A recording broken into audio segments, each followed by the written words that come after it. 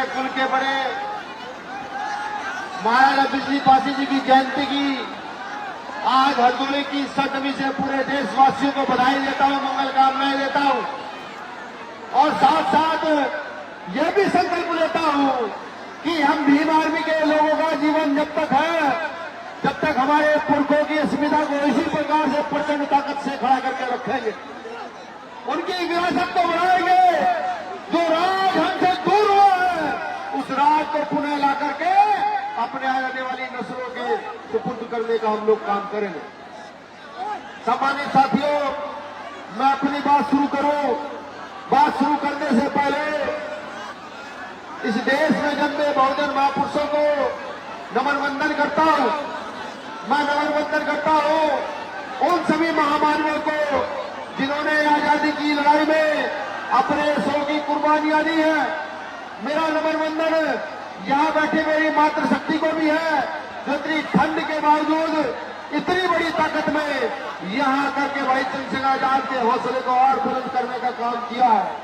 मेरा नमन वंदन उन तमाम युवा साथियों को है जिनको यहाँ के प्रशासन, यहाँ की सरकार है, यहाँ का प्रशासन, यहाँ के राज लिखेंगे। मैं उनको भी नमन वंदन करता हूँ और साथ साथ ये भी बताना चाहता हूँ कि ये बच्चे वही भगत सिंह, आजम, अशफाकुल्लाह खान को मानने वाले लोग हैं जिन्होंने इस देश में इतिहास। आज की रैली में आए मेहनत किए गए तमाम कार्यकर्ता को झुककर नमन करता हूँ कि जिन्होंने अपना पूरा क्षमता लगा के, पूरी ताकत लगा के घर बार छोड़कर इस रैली को सफल बनाया। साथ में जब एक रैली होती है तो उस रैली के दो मेन मोटिव होते हैं।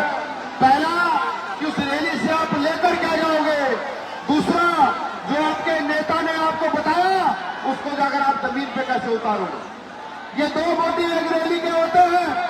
अब ये तय आपको करना है, समझना आपको है कि आज इस पुरखे की हम जयंती मना रहे हैं, उस पुरखे की जयंती पर आप लेकर क्या जाएंगे। अभी मेरे तमाम साथियों ने यहां से राज की बात करी कि हम इस देश में बहुजन राज स्थापित करेंगे। मैं सुबह से सुन रहा हूं लगातार ये कहा जा रहा है कि बहुजन राज स्थापित करेंगे। बड़ा सवाल यह है कि आखिर बहुजन राज स्थापित कैसे होगा।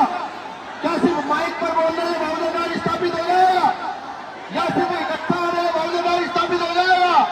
ऐसे बहुजन राज स्थापित नहीं होगा मेरे साथियों। बहुजन राज स्थापित होता है एक से एक दूसरे का हाथ पकड़कर चलने में। जब एक पिछड़ा, एक दलित, एक ईसाई, एक अल्पसंख्यक समाज के व्यक्ति एक दूसरे का हाथ पकड़कर चलेंगे और अपने परिवार को लगातार बढ़ाते चले जाएंगे, तब जाकर के बहुजन राज स्थापित होगा। डॉक्टर बाबा साहब अम्बेडकर ने आपको एक आसान रास्ता दिया है इस देश में राज स्थापित करने का। हालांकि हमारे पुरखों ने तलवार के बल पर यहां राज स्थापित किया, लेकिन बाबा साहब अम्बेडकर ने बहुजन राज स्थापित करने का एक आसान रास्ता दिया है। वो रास्ता है लोकतंत्र का रास्ता, वो रास्ता है आपके वोट का रास्ता। ये वही वोट है जिसको लोग लेकर के आज यहाँ इस प्रदेश के मुख्यमंत्री और इस देश के प्रधानमंत्री बने बैठे हैं। ये वही वोट है जो आज हमारे ही नेता लेकर के हमारे लिए काम करने का काम नहीं करते हैं। मुझे बखूबी याद है जब यहाँ करण पासी काम करता है तो समाज के ही नेता उसको दबाने का काम करता है। मुझे बखूबी याद है जब वो अन्याय के खिलाफ लड़ता है तो प्रशासन भी उसे ये कहता है कि अगर तू बैठ वरना तुझे जेल में डाल दिया जाएगा। लेकिन मैं गर्व भी करता हूं अपने एक एक कार्यकर्ता पर कि वो ईंट की दीवार की तरह सामने खड़ा हुआ है, वो हर अन्याय करने वाले के सामने खड़ा है और बार बार ये कहता है कि जब तक जीवन है, जब तक जीवन है इसी प्रकार से चंद्रशेखर आजाद की तरह मूंछों में ताव दिया जाएगा और इसी प्रकार से लड़ा जाएगा जैसे हमारा नेता चंद्रशेखर आजाद लगता है। तो बार बार ये कहता है।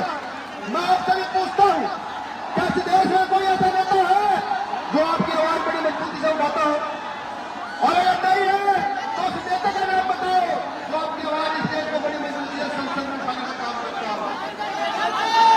और से बताओ, आवाज नहीं आ रही है। बिल्कुल ये आवाज इतनी प्रचंड होनी चाहिए, इतनी ताकतवर होनी चाहिए कि आने वाले समय में जब आप इस प्रदेश की गद्दी पर बैठे और उसके ऐसी वोट करें तो इस देश में ये पता होना चाहिए कि बहुजनों का नेता बड़ी प्रचंड ताकत से अपने लोगों को आगे बढ़ाने का काम कर रहा है, ये पता होना चाहिए मेरे साथियों। मैं बाबा साहब के एक कोट के साथ अपनी बात रखूंगा कि हमारे पुरखों ने कहा, बाबा साहब ने आगे बढ़ाया कि वोट हमारा, राज तुम्हारा नहीं चलेगा, नहीं चलेगा। क्या कहा कि वोट हमारा, राज तुम्हारा नहीं चलेगा, नहीं चलेगा। लेकिन आज वोट तो हमारा है, लेकिन राज किसी और का है। हमें यही बात बदलनी है कि अब वोट भी अपना होगा और राज भी अपना होगा। ये जाकर के अपने घरों पर लिखने का काम सब लोग कर लीजिएगा, कर लीजिएगा। कभी मोहल्लों में जाकर बताइए इस वोट की ताकत क्या है। इस वोट की ताकत यह है कि एक मजदूर के बच्चे को अगर ये वोट सही लोगों के हाथ में चला जाए तो एक मजदूर का बच्चा भी इस देश में कलेक्टर बन सकता है, इस देश में IAS PCS अधिकारी बन सकता है। ये वोट की ताकत है, ये वोट की ताकत है कि आपका बच्चा एक बड़े मंत्री के बराबर में बैठकर शिक्षा हासिल कर सकता है, पढ़ाई कर सकता है। ये वोट की ताकत है, ये वोट की ताकत है कि बीमारी में आप सबका इलाज एक जगह हॉस्पिटल में हो सकता है। ये वोट की ताकत है। हालांकि बाबा साहब अम्बेडकर का 26 जनवरी 1950 का वो वोट मुझे याद आता है, जब बाबा साहब अम्बेडकर संविधान सभा में संविधान लागू कराने की बात निकलते हैं तो उनके साथ के नेता में कहते हैं कि डॉक्टर अम्बेडकर बहुत खुश लग रहे हो। बाबा साहब कहते हैं मैं बहुत खुश लग रहा हूँ, मैंने आज रानी का पेट चीर दिया है। राजा रानी के पेट से जन्म नहीं लेगा, अब राजा यहाँ के गरीब मजदूर किसान के वोट से जन्म लेगा। तो उनके साथ को नेता हंसते हुए कहते हैं, गौर से सुनिएगा, ये आपके काम की बात है। उनके साथ को नेता हंसते हुए कहते हैं कि डॉक्टर अम्बेडकर अपने लोगों को अधिकार दे चले हो, इनमें बुद्धि कहाँ से पैदा करोगे, इनमें ताकत कहाँ से लाओगे, इनमें जागृति कहाँ से लाओगे। हम तुम्हारे लोगों को डराएंगे, धमकाएंगे या खरीदेंगे, राजा अपना बनाएंगे। उन्होंने ऐसा ही किया, हमारे लोगों को डराया। कभी ईडी की जांच में फंसाते हैं, कभी CBI की जांच में फंसाते हैं। हमारे लोगों को डरा धमकाकर इस देश में चंद मुट्ठी वाले लोगों ने राजा अपना बना लिया। लेकिन बाबा साहब अम्बेडकर ने एक बात और कही थी, कहा था मैं जानता हूं मेरे लोग गरीब है, डर जाएंगे, मेरे लोग भूखे हैं, हो सकता है बिक भी जाए, लेकिन एक बात याद रखना, जिस दिन कोई शख्स ऐसा खड़ा हो गया कि जिसने मेरे मिशन को समझ कर आगे की ओर बढ़ा दिया और जिसको तुम खरीद ना पाए, वो इस देश में अपना राजा बनाकर खड़ा कर देगा। ये बात तुम ध्यान रखना। ये वो समय आ चुका, वो समय आ चुका है। बाबा साहब के आंदोलन को चलाने वाले का शख्स पैदा हुए, इसको खरीदना नामुमकिन है। इसका तो गोलियां भी कुछ नहीं बिगाड़ पाई, पैसे उससे क्या बिगाड़ पाएंगे। अब समय आ गया है, अब समय आपका है, आपको तय करना है। अगर अपना राज स्थापित करना चाहते हो तो भाई चंद्रशेखर के इस कारवा को बड़ी मजबूती के साथ आगे की ओर बढ़ाने का काम करो। अगर आप इसे आगे बढ़ाएंगे तो मैं लिख कर देता, जब अगली विधानसभा यहाँ होगी तो हरदोई का सबसे बड़ा ग्राउंड CM आपको खुद देखा बुला करके चंद्रशेखर की रैली है। ये लीजिए CM सबसे बड़ा अकाउंट हम आपको देते हैं। अगर आप इस कार्य को आगे बढ़ाएंगे तो प्रशासन तो वोट पर लगाएगा ही लगेगा, साथ साथ लखनऊ से प्रशासन भेजा जाएगा कि नहीं भाई चंद्रशेखर आजाद की रैली सबसे बड़ा ग्राउंड है, भारत की सबसे बड़ी रैली होने वाली है। सुरक्षा व्यवस्था के लिए न जाने कितना फोर्स यहाँ लगाया जाएगा, ये मैं आपको वादा करता हूँ। लेकिन उठो, समझो अपने अधिकारों को, उठो, खड़े हो, जाओ गली गली मोहल्ले मोहल्ले, बताओ बीमारी क्या है, बताओ ना समाज पार्टी क्या है, बताओ आंदोलन क्या है। मुंह तोड़ दो आंदोलन लोगों को तो बलात्कार करने की कोशिश करते हैं, मुंह तोड़ जवाब दो उन लोगों को तो संविधान बदलने की कोशिश करते हैं, मुंह तोड़ जवाब देंगे उन लोगों को जो बाबा साहब अम्बेडकर का अपमान कर देने का काम करते हैं। मुंह तोड़ जवाब दिया जाएगा, लेकिन यह जवाब किसी भाषा में दिया जाएगा तो वो एक ही भाषा, वो भाषा है लोकतंत्र की भाषा। उस लोकतंत्र की भाषा में जवाब दोगे तो इतना मजबूत क्षमता लगेगा मनुवाद के मुंह पर कि मनुवाद उठ नहीं पाएगा, पनप नहीं पाएगा।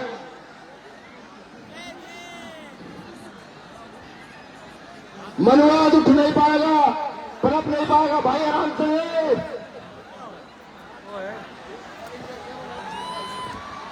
बोलो लाइन मत चला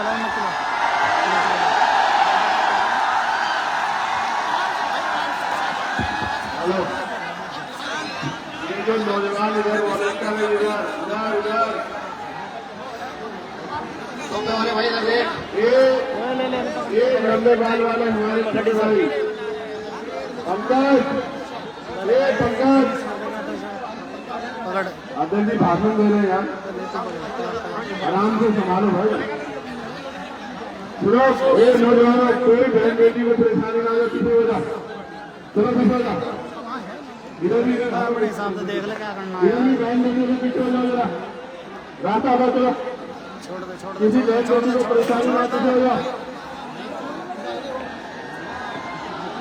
व्यवस्था कराओ अपने आप, मजबूत पिलर बन के खड़े जाओ, तुम्हारे कंधों में जिम्मेदारी है।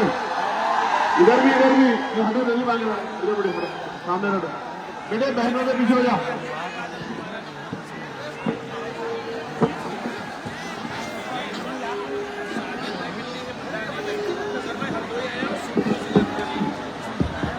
बहनों के पीछे हो जाओ, बहनों के पीछे हो जाओ, हटो हटो हटो, हाँ हटो, जगह हम समझते, लेकिन हटो पीछे हटो, फिनिश कर दे। आप बोल रहे हो